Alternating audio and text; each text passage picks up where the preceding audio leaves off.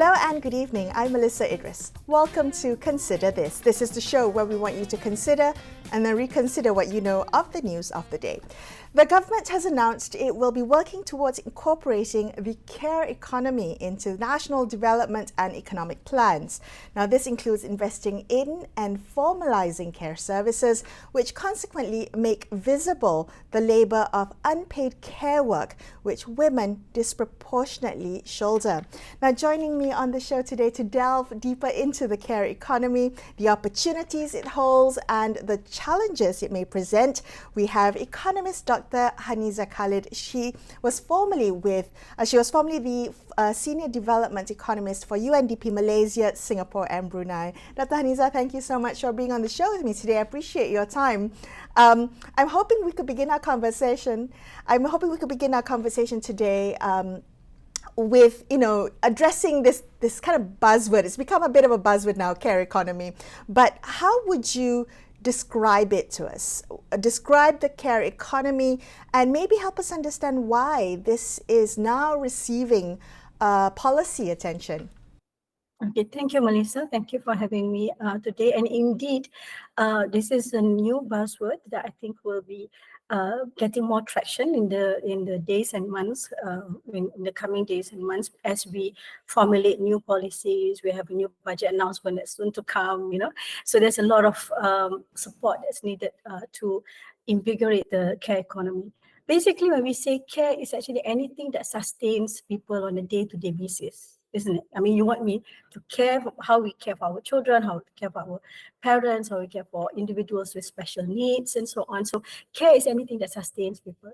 But as an economic sector, it is a sector that's responsible for the provision, the management of childcare, what you know now as childcare, elderly care, healthcare, personal, social, and domestic care.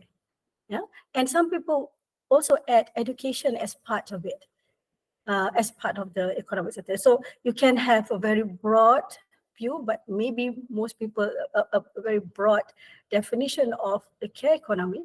But of course, more people are more familiar with the, childcare, and even that does not count the formal education phases, but more on the preschool or after school childcare. But it's actually more than that. And the care services or care goods, care services in particular, are delivered in two ways. Yeah? Either as an unpaid care service, which is usually performed by members of family or relatives, or it can be paid care. Our kindergartens, our healthcare professionals, our staff, or people who work in the retirement homes, domestic workers, our what people call our domestic workers, and even neighbors that we pay. And in the paid care subsector, you can also see there are some which are informal and some which are formal. So you see, there is really a complex economic sector, but the value of this economic sector is way beyond than just what passes, the money that passes through our hands. Because when you have a good care economy, you allow people to work. Everyone deserves a peace of mind when they go to work, and we don't judge people why they go to work. They have to go to work or they want to go to work. But if they do go to work, this care economy, a good, reliable, and efficient care economy, will allow us to go to work with peace of mind. So it's not just the economic value from the jobs and the goods and services created through all these services that I mentioned just now, but also the fact that it contributes socially so that other people can work in the other economic sectors. You see, so that's the beauty of care economy. So it really is kind of invaluable services and invaluable work. I before we kind of get into the economic value of it, I do want to ask you, I mean, every day in every household, individuals spend time cooking, cleaning, caring for children, the ill, the elderly, all of this invisible, invaluable, unpaid care work. I'm just wondering, maybe we could touch on the gendered dimension of this and how that impacts the dynamic of looking at formalizing the care economy. Naturally, the burden of care or just domestic work, if you like to call it also, falls more on the female member of the household compared to the men. Even Khazanah Research Institute's research in a time use survey in 2019, if I'm not mistaken, said that men perform less hours than women doing the housework or doing unpaid care services at home, even though men and women probably spend the same hours doing paid work, right? So when they go back, it's how is it, unequal distribution of domestic work, even though both parties, both genders may contribute or may work in the same number of hours in other capacities. So so there's a lot that goes into that. The social norms, of course.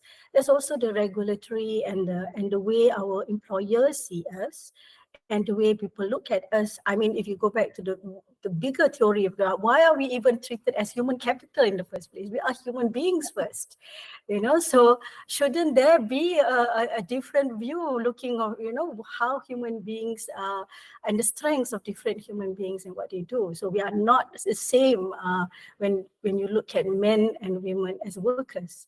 So there's a lot that goes into that, and also how our houses are built, the urban sprawl. We are no longer able to just rush back during lunch hour and make sure the house is open. The urban sprawl means that we are probably only able to afford houses way, very, very far from where we work, and how our husband is in another direction, we are in another direction.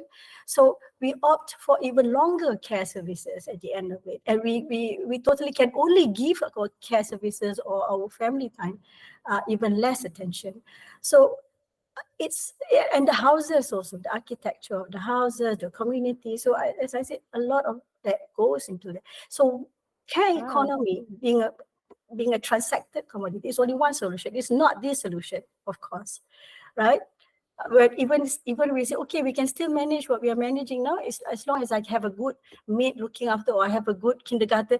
It's only one of the solutions, but it has to be seen in different families, the different households may want to choose different types of configuration of solutions for their own needs. Okay. All right. Just on that note, I think it's so interesting that you brought up as well kind of the rate of urbanization and urban planning, the way we live currently in modern urban areas. That also impacts, unpaid care work and also the structure of the care economy. I want to come to what you were saying about it depends on the household and the structure of the household. And in the thinking about formalizing the care economy, investing in the care economy, different institutions and different stakeholders will play different parts. And I want to help you. I want you to help me think through the role of the government, the role of the state, in facilitating care economy policies. What role does the state play in encouraging a more equal distribution of care work in the household level, in the family level? How does that work? I'll start with that last point in terms of work distribution at home. I think that has been a lot of people have given their opinions on that, and mostly around how the employers view our work, that women, in some cases, security of women, women's time should be considered differently from men. But it's not always skewed towards giving women more ABC, because sometimes this ABC will just perpetuate that notion of women should be doing their work. So the other angle that you should look at is how to balance it across the two genders, instead of just focusing on the ABC measures that will perpetuate that notion and that perception. Right. So that makes a lot of sense, because if you continue to say allow or give incentives to allow women to do care work, that's just perpetuating the idea that it's only women's work. Care work is only women's work, right? Okay, I understand. Yeah. So there's a lot of misconception in terms. I mean, economics forgive me for being the economist. I have to, I have to show you the economy. So usually government only comes in when there's market failure, right? I mean, Economics 101 will say this is usually the government's responsibility to cover in this market failure. So if you look at care economy as an economy where there is demand and there is supply, and there are people who could not manifest their demand or could not pay the price that's in the market. That's where the government will come in. Okay, so that's why we see the government's role in care economy should be around the regulatory aspects, making sure that things are in order, things are who and how things are done, And secondly would be mostly in the social protection space. The social protection system, and thirdly in the provision of public services and public amenities. So it's not just giving cash allowances, but also in making sure that public services to cater to the needs of people who cannot enter the market in such a way, in a free market system, they can get the same services, goods and services, without paying market prices. So these are the government responsibility, but it is now seen as anything that's about care about women, children, and elderly are government's responsibility. But I think it's changing now. The demand is now becoming much more clearer because clearly we know the government cannot, with the budget constraint, it will be insufficient, inadequate. But also there's a change in the demographics that just forces this market to become the next answer to care services. Because we know there's an aging. We have this aging society phenomenon that's going to be upon us very soon. So, and then with people who can pay or who can pay for their parents, there's more nuanced demand for the type of care that they want. And we are talking about beyond healthcare. Even healthcare, you see there are so many types of, private, diverse types of private care or the type of services, the nuanced services that people want. So it will be the same for care as well. People don't want just straightforward, Understood. So there will be different segments, different creators in the market. The market can cater to. Can I ask you currently, what is the market right now for the care economy? And should, as you said, government only steps in if there's market failure. So are you saying that the care economy should therefore be private sector driven? Well, not entirely, because as you can see, the care economy is very segmented. And even it will not be, no two households will require the same type of care services or care goods and services. So the demand is diverse, very complex, and whereas the supply at the moment is very scarce and very, limited. Right. World Economic Forum just produced a report recently about the future, the jobs of the future. And interestingly, 40% of new jobs that will come out in the future is in the care economy, because people are now demanding for, jobs like transportation, telehealth services, rehabilitative care, post-op care, chronic condition, dementia care. So this specialized care that is beyond the health care is now becoming in demand. The same thing with children. You don't want them just to play or just get tuition after school. You now want them to do other things.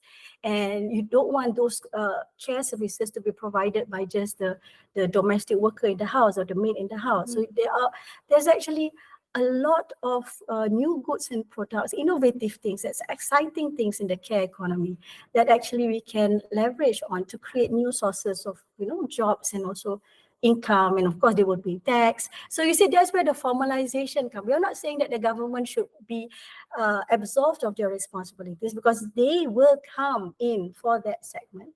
But at the same time, there's actually a lot of investment opportunities and space, in the market for people to take into, and there's a lot of purchasing power for that kind of market as well.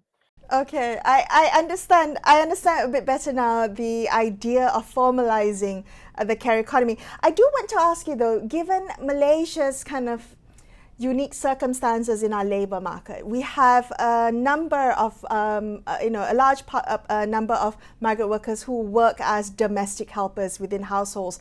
Could you elaborate on how migrant workers have shaped the landscape of the care economy in the country, and what part do they play in the formalizing of the care economy going forward?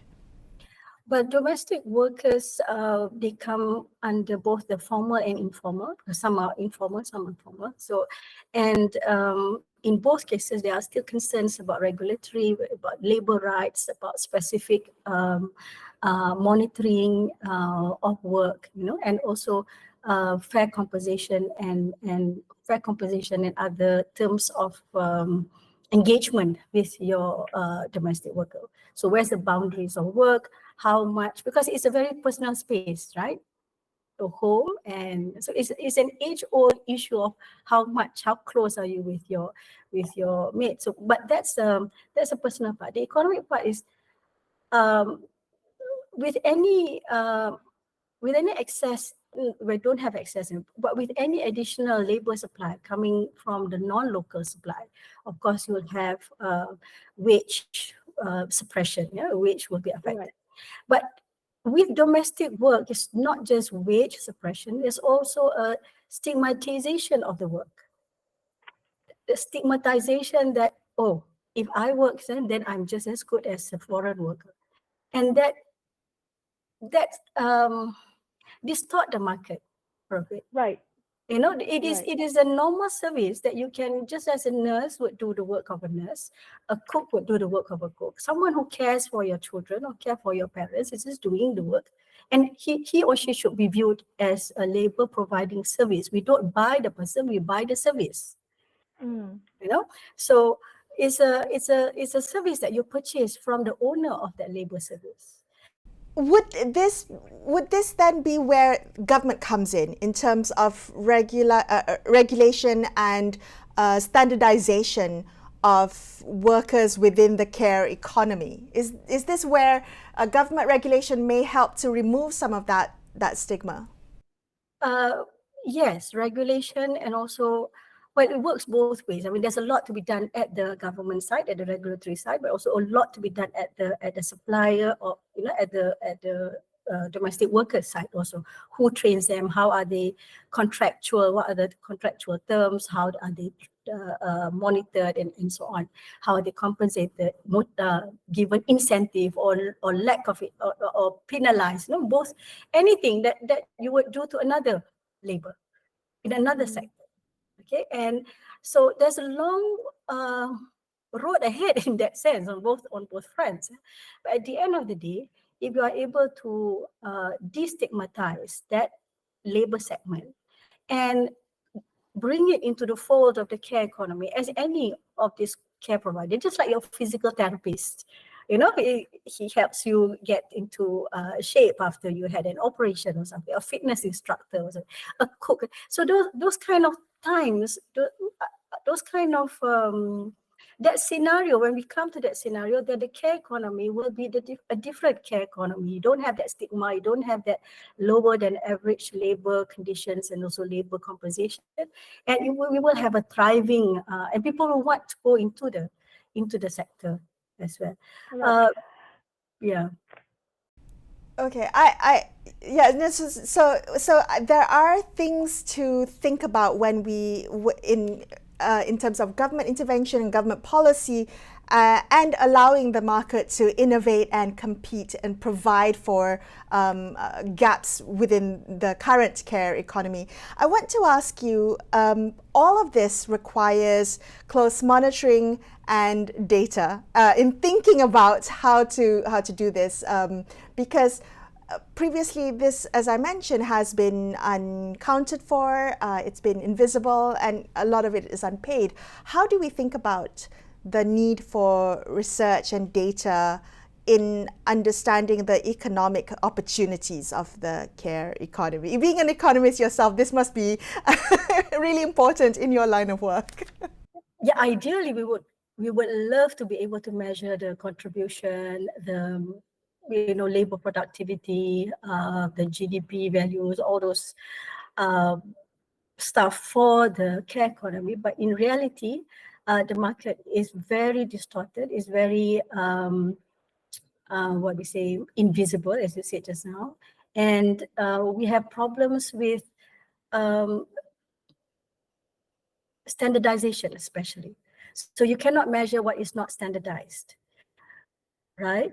So, and again, I'll have to come back to the point where the services or the goods, the products in care economy, including assistive technology, for example, anti-fall sensor, you don't want your mother to fall, that kind of thing, the camera, these are all in the care economy, this kind of, special beds. So these are all part of care economy, how you can provide care services through digital instruments or remote monitoring platforms and so on. So not just the physical services for people. So so the fact that it is diverse and it is very difficult to define each and every type of goods or services that would fall under this category. It's not, it's not F&B either. It is not, right? But of course, providing home cooked food for your children at home is actually a care service.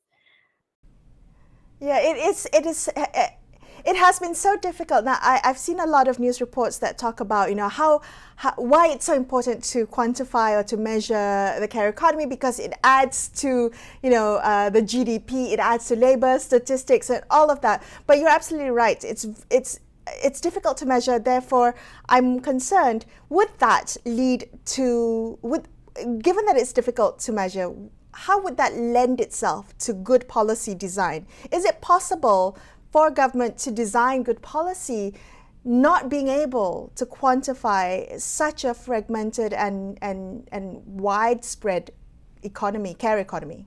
Yeah.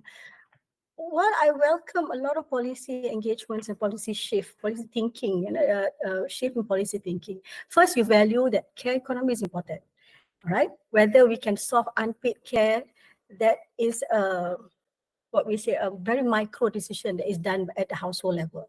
But overall, we hope that having a good alternative with the care economy, an alternative to the government, an alternative to the family, so people will turn to the care economy, and there could be a vibrant care economy, in Malaysia coming soon. It's just that first you have to create the market, and there's not enough demand, there's not enough supply, there's not enough courage among the investors to actually come in, because investors need to understand the risk and the returns. And with Malaysia, and we are not Australia, we are not UK, we are not Denmark, about our perception of care work and care responsibilities by the family members is totally different. So the components in the market, the supplier, the financing, the tax incentives, the financing, the what we call the regulatory space, the ease of business into going, the ease of business to going. Like if you want to open a care economy, daycare. So this is, let's just use an example to make it easier to understand. Just a daycare for elderly parent. So, where do you fall under? Is it institutionalized care or is it home-based care? So it comes somewhere in between. And then how much rope do you want to tighten on it? How much, and then the market is not, deep enough for a equilibrium price to be found. So prices can be very high, can be very low. There's no standardization, and therefore we don't know what's price. So when you don't know what's the price and the cost, you end up not wanting to invest. You see? So that. Dr. Haniza, I'm so sorry. We have a minute or so left, but I'm so curious to know what is it that you would like to see policymakers consider in terms of investment and regulation, all of that, in developing a more sustainable and domestically supported care economy? We know the government can't do everything, so that's one. But what I think we should allow or open pathways for more integration between the public and the private, so that you have all types of answers for people who need all types of answers, because no one will be needing. I will not want the same thing for my children probably as, my neighbor wants something.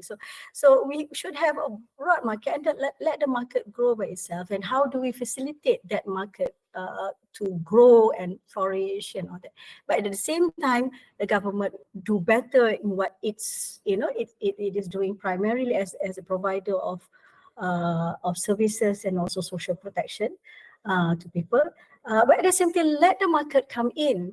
And because when the market start to come in, there's more investment, then they will provide, greater quantities, and that will drive price down. We are now clearer about what the market can offer. At the moment, it's very unclear what the market can offer, and we have a lot of reluctance to go and, to say that I'm going to send my mother or I'm going to give my daughter this. It's still a very opaque market that makes people don't want to go in as a buyer as well as don't want to come in as a provider.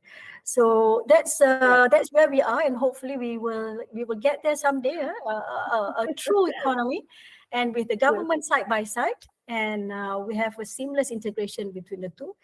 And people can come in between and can cross between the two systems seamlessly and easily.